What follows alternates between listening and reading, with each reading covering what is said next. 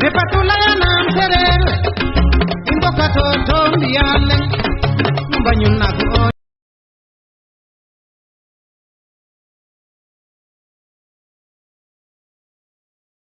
région naturelle de la Casamance a des limites qui tiennent à la fois de la nature et de l'histoire.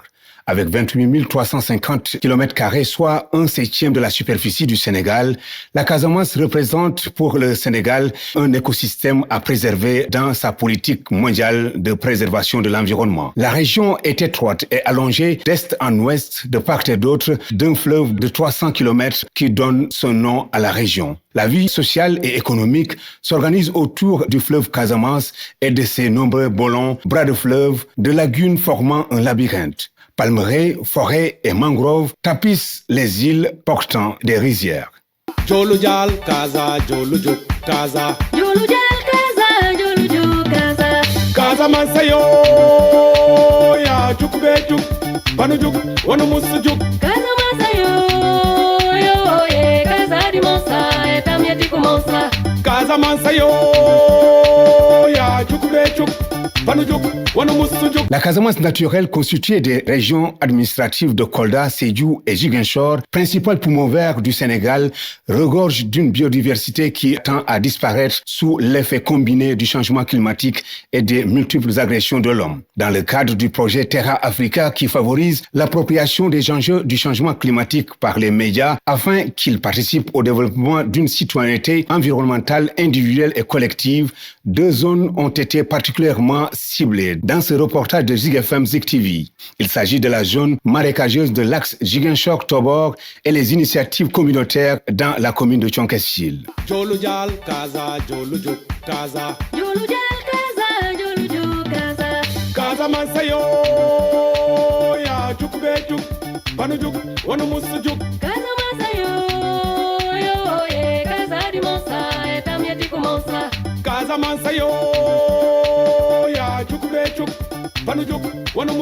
Forêt dense composée de caïcédra, fromager, mampat et étalis alternent avec palmeraies sur les plateaux. Les rives du fleuve et des marigots sont le domaine de la mangrove composée de petites forêts, galeries de palutiviers. Soucieux de la conservation des ressources halieutiques qui ne cessent de se raréfier, l'État du Sénégal a pris les devants. C'est à partir du congrès des parcs nationaux tenu à Durban, c'est en Afrique du Sud, en 2003,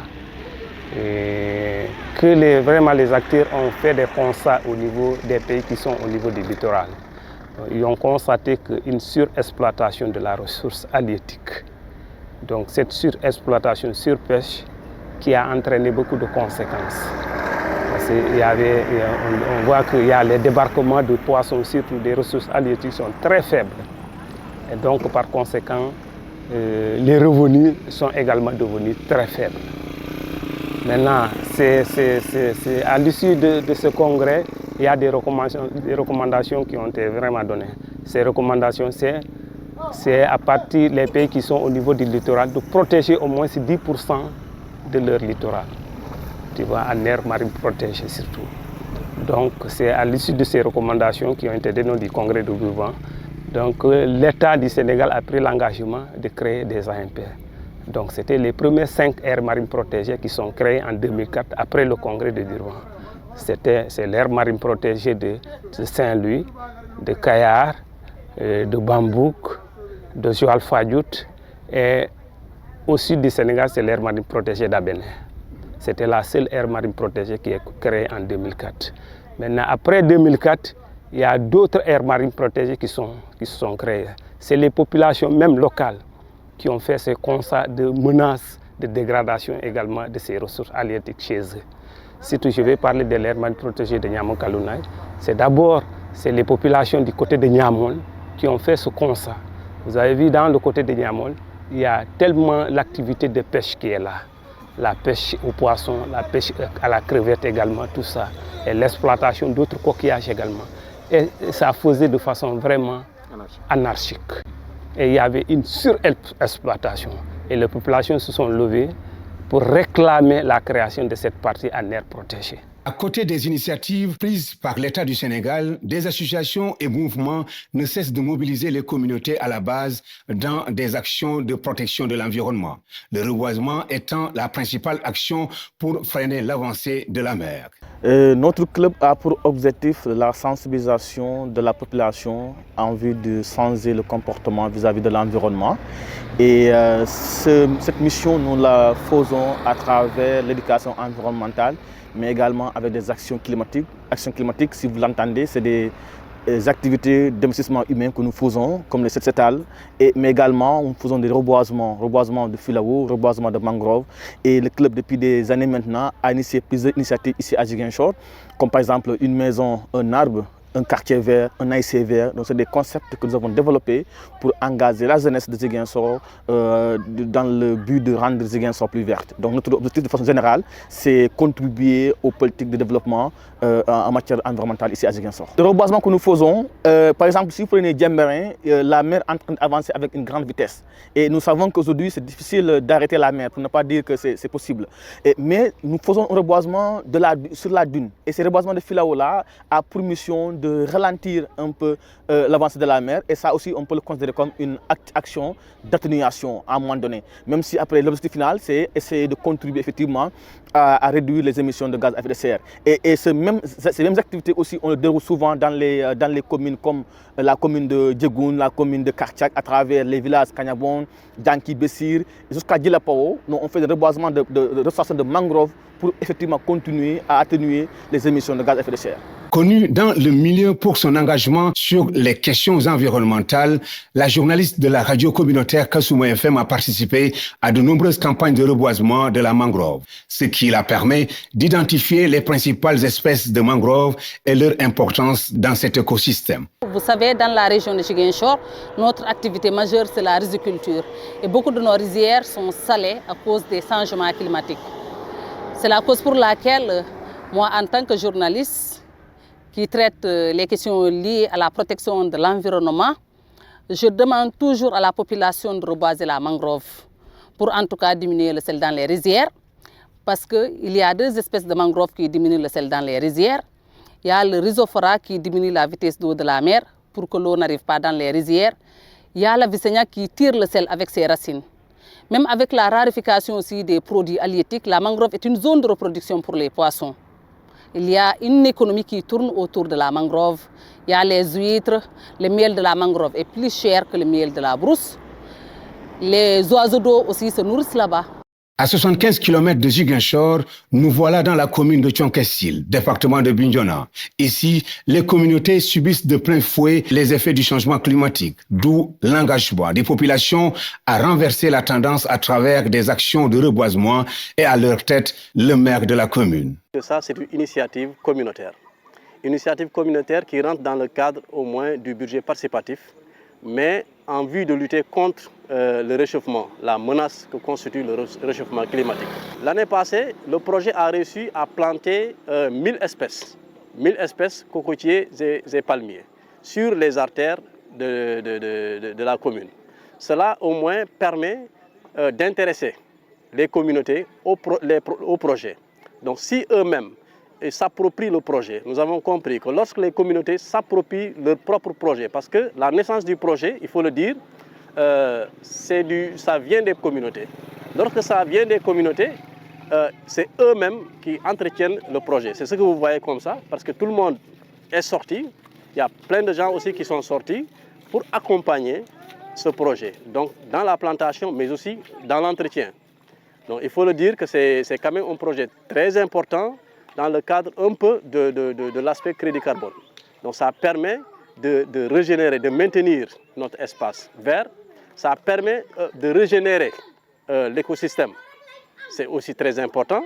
Donc il faut dire que ces populations ayant compris, c'est un projet initial, mais d'autres projets naîtront aussi dans ce cadre-là. Ça, ce n'est qu'un projet initial. Mais en réalité, dans le cadre du projet Thionkessil Ville Verte, nous commençons d'abord petit à petit, c'est-à-dire par la réalisation de ces plantations de cocotiers et de palmiers, mais nous avons aussi d'autres perspectives dans le cadre de la protection de la mangrove en termes de digues de protection, mais aussi dans la reforestation avec des espèces sauvages qui sont en cours, n'est-ce pas, de disparition. Face à l'ampleur de la situation, des communautés se mobilisent pour apporter des solutions d'adaptation ou d'atténuation des effets du changement climatique. Quelles sont les solutions mises en place pour faire face à la raréfaction des ressources halieutiques et à la dégradation de l'environnement dans les deux localités cibles? C'est ce que nous allons voir dans cette seconde partie consacrée au journalisme de solutions initié par CFI dans le cadre du projet Terra Africa. Jolu Jal Kaza, Jolu Juk Kaza. Jolu Jal Kaza, Jolu Juk Kaza. Kaza Mansayo, ya Juk Be Juk, Banu Juk, Wanu Musu Juk. Kaza Mansayo, yo, ye, Kaza di Monsa, Etamieti Kumonsa. Kaza Mansayo, ya Juk Be Juk, Banu Juk, Wanu Musu Juk. Les communautés Diola de la Casamance ont été depuis longtemps de grands exploitants des ressources halieutiques. Les femmes principales actrices de l'économie maritime tiraient principalement leurs revenus de cette activité lourdement impactée par les changements climatiques. Le PAMES, c'était un centre de formation des jeunes pêcheurs parce qu'il y a un projet qu'on appelle, je pense, PAMECAS, en collaboration avec la LBA.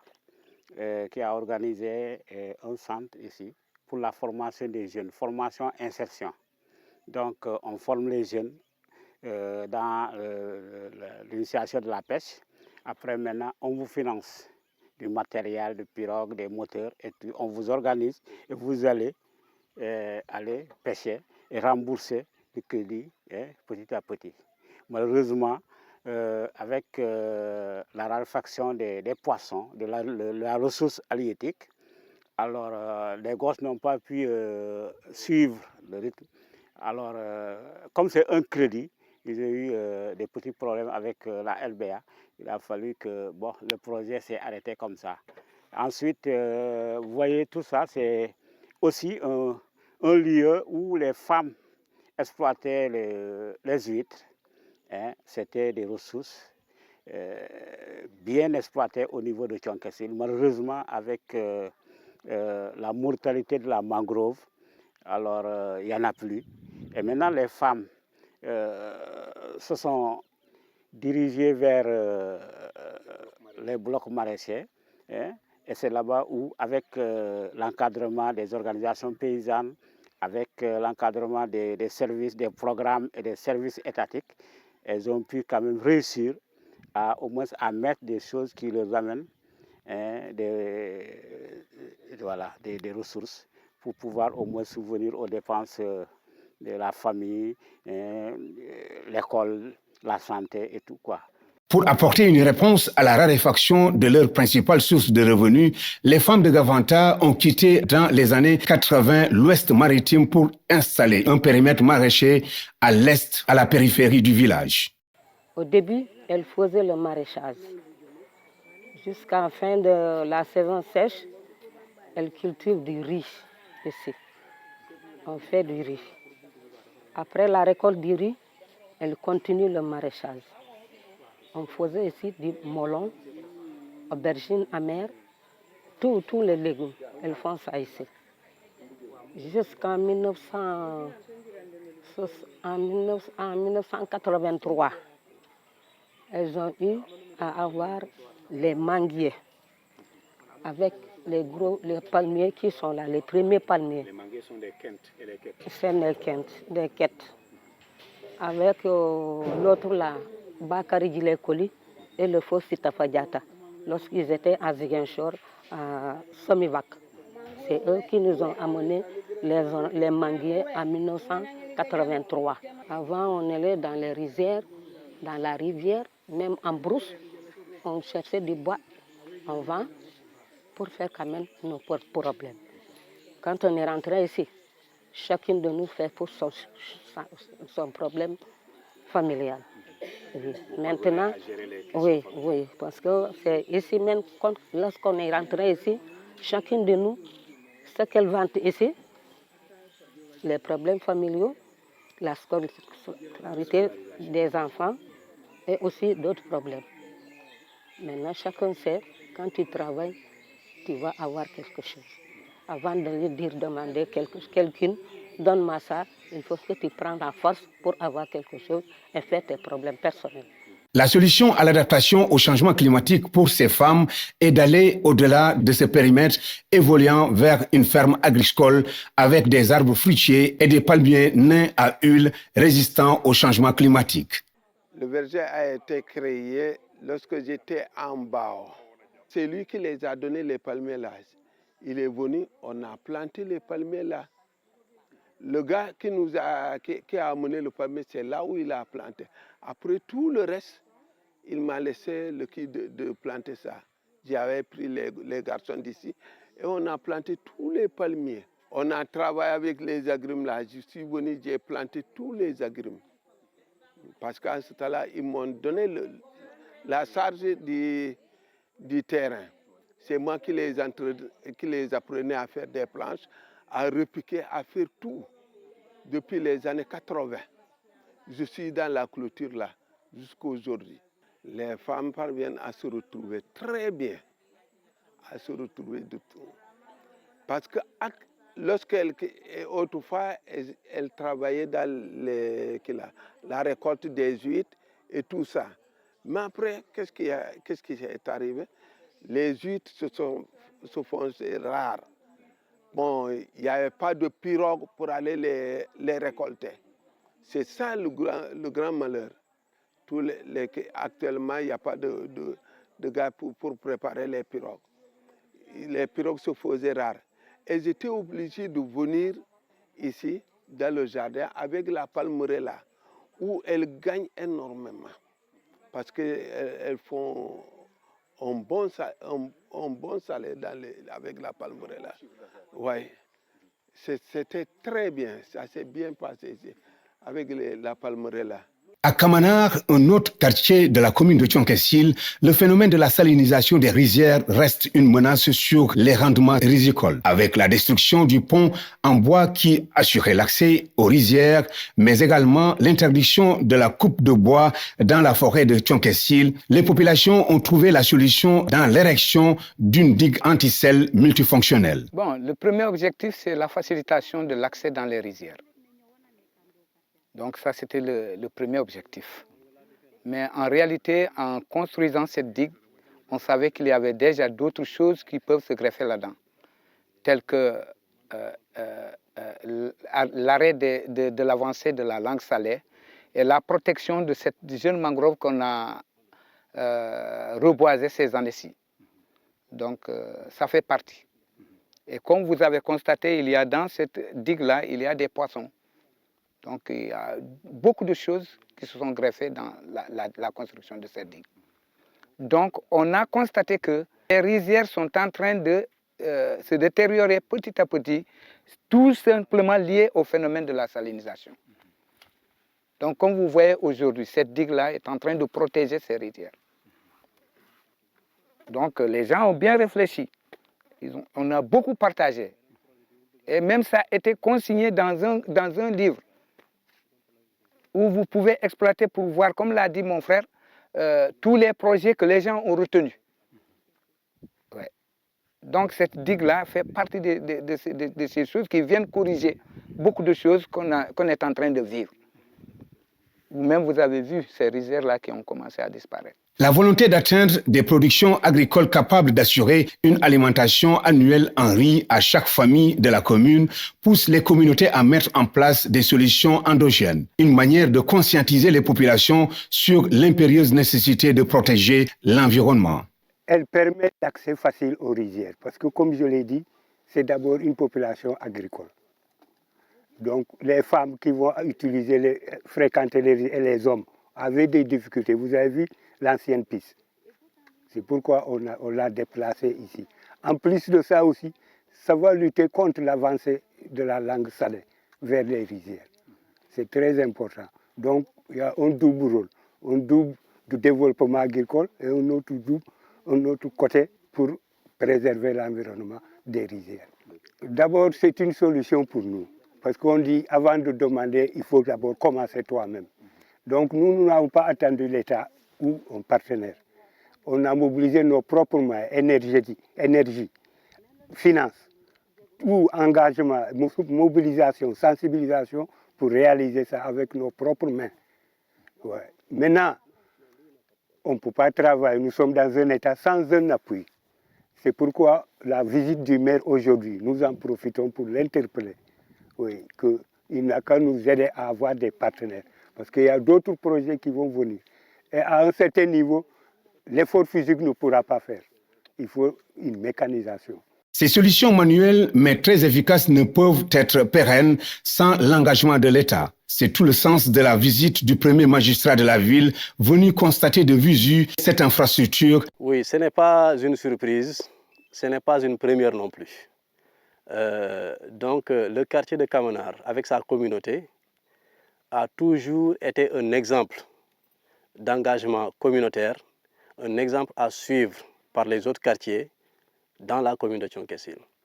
Ils ont d'abord, l'année passée, passé à la réalisation d'un pont flottant, ce qui a été vraiment un ouvrage innovant qui a permis de remplacer les anciens ponts qui n'étaient pas assez sécurisés. Donc là, vraiment, c'est une initiative à saluer et c'est une initiative communautaire qui a été investie à plus de 4 millions, si je me trompe. Alors, si cette année aussi, ils reviennent dans le même sillage pour enfin réaliser une digue, cette digue-là quand même qui a une double fonction. Donc la première fonction est une fonction d'accès, c'est ce que généralement les populations peuvent voir.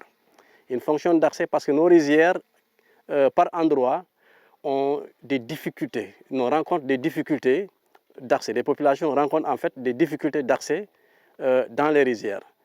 Donc ce qui fait qu'en réalisant cette digue, elle va permettre d'abord, elle va servir d'abord d'un point de passage, mais aussi cette digue va contribuer, n'est-ce pas, à l'arrêt de l'avancée du sel.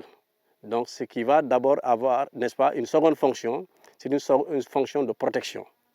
Et tout cela combiné rentre toujours dans le même cadre de la lutte contre vraiment la dégradation des sols, mais aussi ça contribue de beaucoup à comment ça s'appelle encore, à la régénération de l'écosystème au niveau même, n'est-ce pas, de la mangrove. Parce que ces rizières, si vous les voyez bien, sont situées pratiquement dans la zone mangrove. Et c'est des rizières très productives.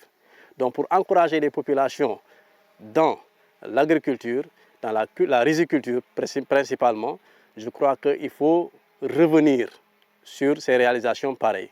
Partout en Casamance, des initiatives sont prises pour apporter une solution d'adaptation ou d'atténuation aux effets du changement climatique. Si une digue anti-sel est la solution à Kamanar, dans le quartier de Gafanta, l'utilisation d'arbres fruitiers et de palmiers nains résistants au changement climatique est une autre solution. C'est ainsi qu'en amont de ces solutions, des digues filtrantes apportent une solution innovante à la dégradation des sols et à l'ensablement des rizières. Oui, les digues filtrantes, c'est une solution également de récupération, mais c'est fait vraiment à quantité très faible. Parce que c'est vrai, c'est un projet qui nous appuie. Et puis, le nombre par rapport à le besoin qui est là, on a vu vraiment que c'est très faible.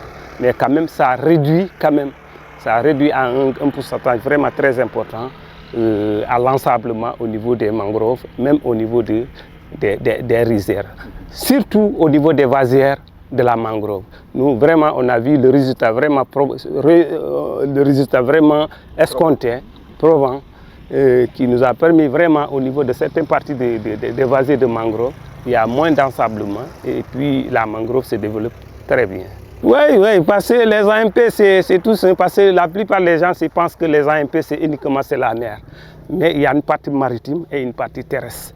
Vous regardez même les superficies, c'est la partie terrestre qui est la plus grande partie en termes de superficie. Donc c'est pour cela qu'on mène beaucoup d'activités au niveau de la partie terrestre que la partie maritime. Donc toutes ces solutions, ces activités réunies, que ce soit la partie terrestre et la partie maritime, ça permet vraiment de restaurer et de faire revenir la ressource comme on le veut vraiment.